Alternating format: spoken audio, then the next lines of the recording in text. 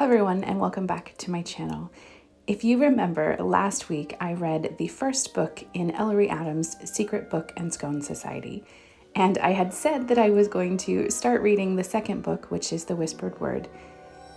So as soon as I was done recording my wrap-up for you last week, I instantly started reading the second book, and I cannot wait to give you guys my thoughts. Came outside to have a quick potty break with the pup, but I'm already 2 chapters in and really loving it. We are already getting a lot of information about the new character who has come into our story. So I'm very curious to see what's going to happen with little Miss Abilene. Cooper, can you sit? Good, sit. I know. Say, Mama, but I see the duck. He sees the ducks.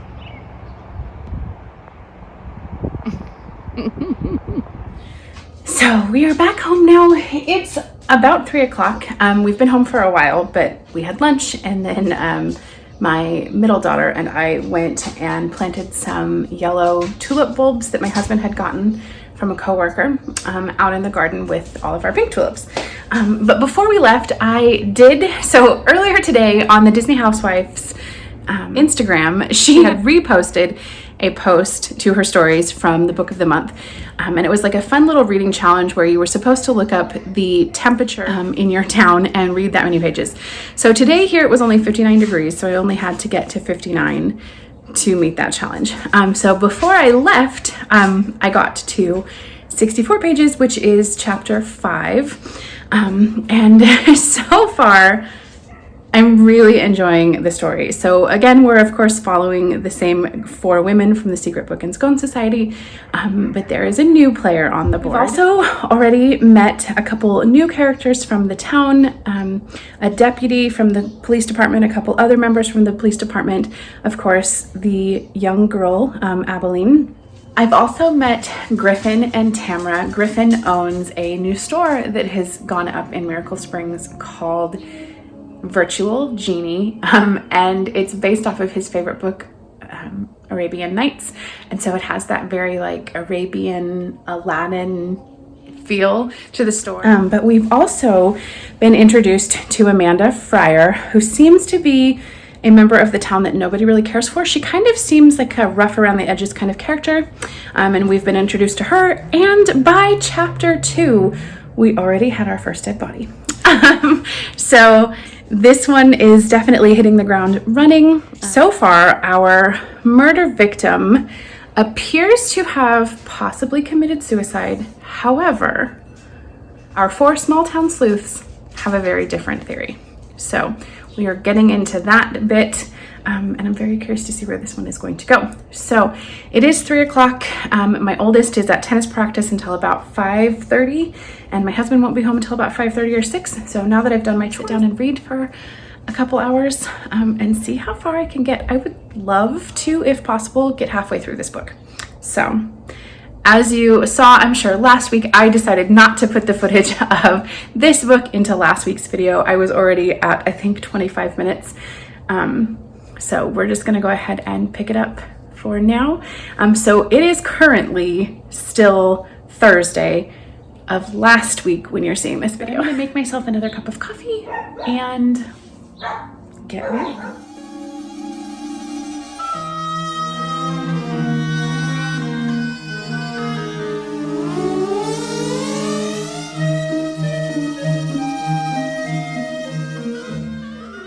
I always love to put on the little ambiance things from YouTube, and this one is the inside of the Weasley's house, which I love. Our main character lives in a train car cottage in the story, and so this, like the Weasley's house, felt very much like Nora.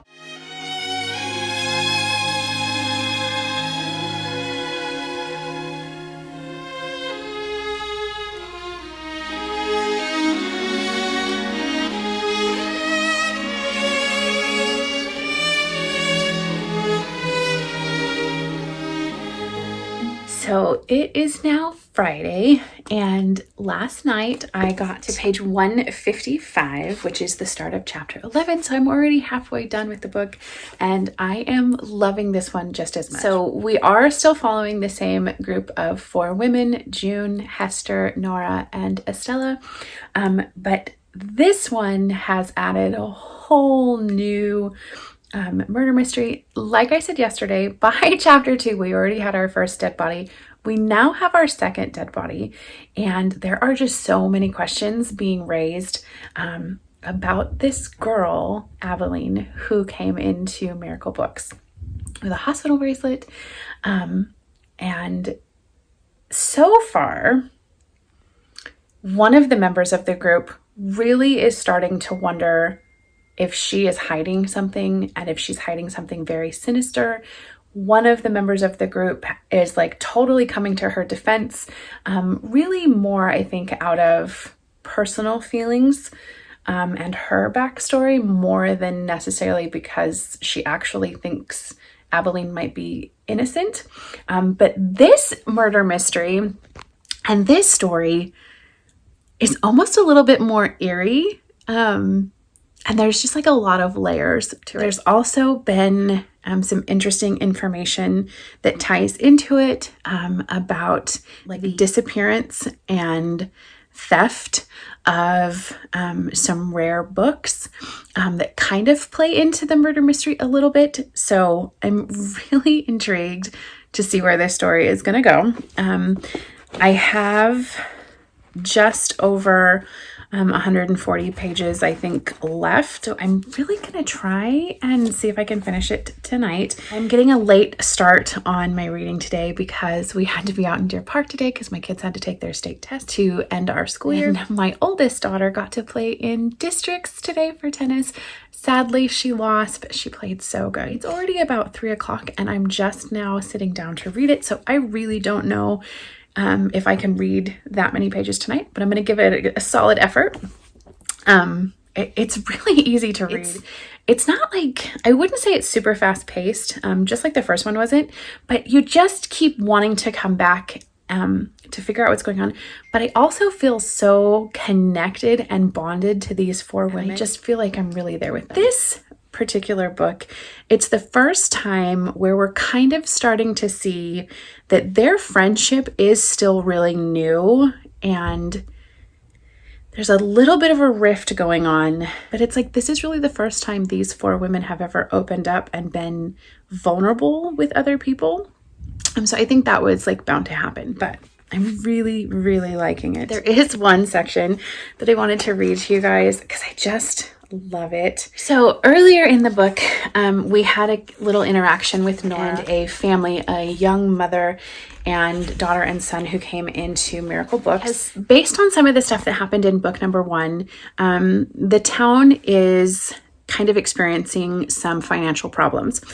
Several members of the town are having issues financially. And so this young mother comes in with her 2 children, and it's an older boy and his younger sister, and they only get to pick out one book. And the brother, willingly allows his sister to pick out a story rather than pick out the one he wants. And Nora's just very touched by that. So she gives him a copy of a book she thinks that he would like, tells him that if he comes in and tells her what he thinks of it the next time they're there, that's worth more than anything to her.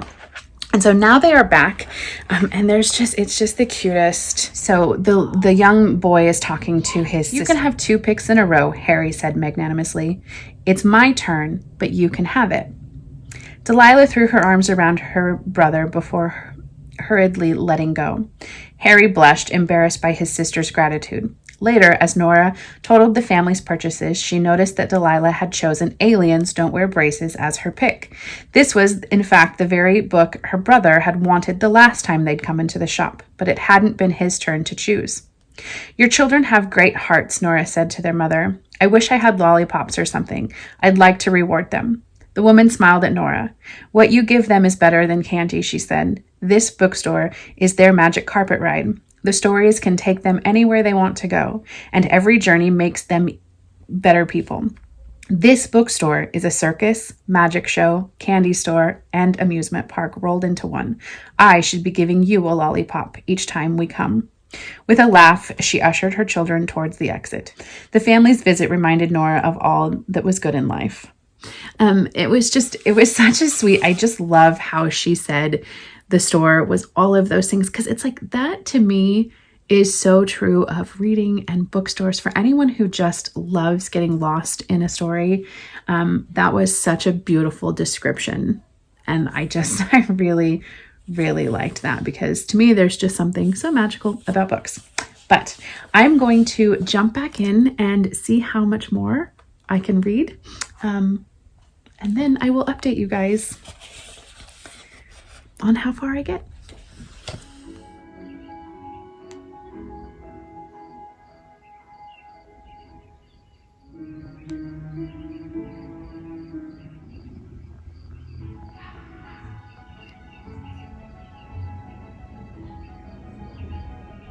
So, we have just discovered a ton of information and backstory on Abilene, and her story breaks my heart.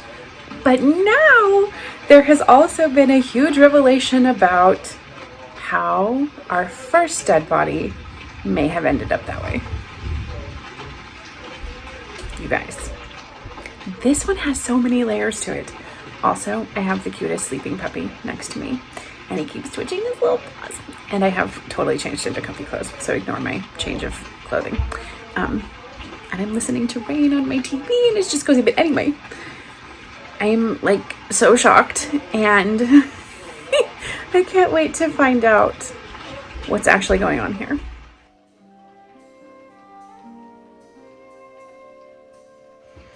Isn't he so cute?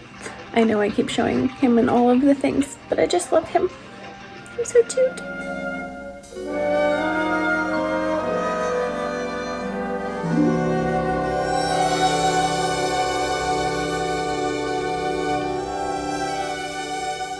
Okay, you guys, I am so close to finishing. I'm on chapter 16, which is page 227, and some very interesting details have been revealed.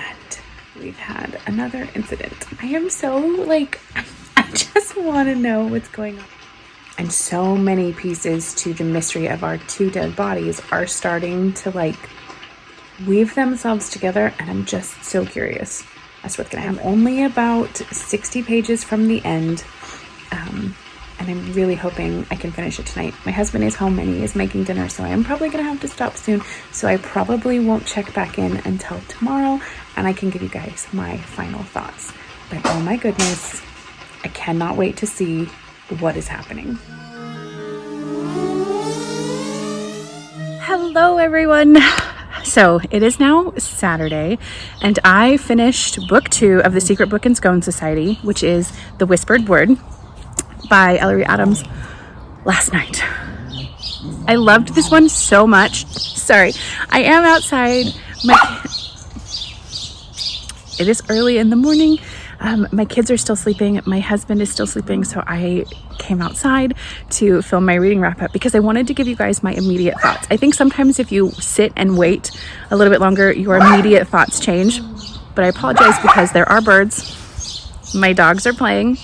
So this is real life, folks. I have a wet spot on my shirt because I spilled toothpaste on it. So these are real life vlogs. So this one primarily follows Nora and Hester and Abilene. And in this story, we do definitely get to hear Abilene's backstory, which is very sad, but made for an amazing plot. I almost think I liked the plot of this murder mystery a little bit more than the first one. In the first one, I kind of felt like I knew where it was going to go, but this one had so many layers to it, and there were so many puzzle pieces that all fit together perfectly at the end to solve the murder mystery, and it was really interesting. I think my favorite new character is the new sheriff. I really like his character. There were a couple of things that I didn't love, that I felt a little cliche. There is a connection between a character that was in our first book and one of our main characters, but the reason they're so connected kind of gets revealed in this book, and I didn't love that. I just felt like it was a little cheesy, I guess is the word I'm going to use, because I like the connection they have, but I didn't really like the way it was presented, I guess. But this book also does have a little bit of romance in it, which I kind of saw coming, but I was pleasantly interested in that particular romance. And I really, really love this.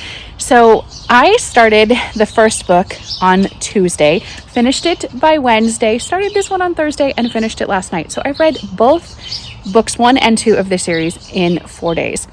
I am loving this so much that I did go and borrow books 3 and 4 from the series from my aunt because she owns them. So the next one is the Book of Candlelight, and then we have Ink and Shadows, and I am going to read these in June because I'm so invested in this little town and these 4 women and these murder mysteries that they keep solving, with of course the help of the sheriff and Sergeant Andrews. But let me know if you guys want me to do reading vlogs for these as well. It's just been such a refreshing, like, cozy setting, and I just really, really love the way Ellery writes these characters. And this one, of course, also didn't disappoint. It has lots of literary connections and tie-ins. So it has all kinds of really fun quotes at the beginnings of each chapter again. And yes, I really liked it. Because this one primarily focused on Nora and Hester, with the addition of that new character Abilene, we definitely got some more backstory on Nora and Hester, and I'm really loving getting that investment in the characters. I love that Ellery has made these stories not just about the murders that happen, but very much about the characters in them. It makes it very easy to truly feel like you are right there with these women, going through the situations they're going through, feeling the feelings they're feeling. And I'm really excited to see if what happened in this book with Hester continues to kind of unfold in the books to come. I think that could make for a really interesting storyline moving forward. So I'm really interested to see if Ellery Adams continues that. This one was definitely another 5-star read for me, which I'm sure you figured out given that it only took me 2 days to read it. But if you are in the mood for a good cozy murder mystery that does have really good character development and setting, I definitely recommend these. Even without the murder mystery piece, I would be invested just in the lives of our 4 main characters and the people from Miracle Springs. There are some really sweet moments in here. I read a couple of the young family that comes into Miracle Books all the time, and the little boy. There is a beautiful scene in here where, as a way of saying thank you to Nora for giving him books, he creates her this absolutely beautiful origami mobile that she puts in. And it just feels so immersive, and you get so connected to the characters. And then there's the murder plot going on, and you're trying to help figure it out, and you're trying to piece the things together. And so I really just love the way Ellery writes these. So I would definitely recommend them. And I cannot wait to see what happens in the next books. So let me know, like I said, in the comments below, if you would like me to do reading vlogs for those in June. I would be happy to do that. And let me know also if you have read any of these, or if I have convinced you to do so. So I'm going to say goodbye for now. I will talk to you guys very soon. Thank you so much for watching. And yeah, we'll see you in the next one. Bye.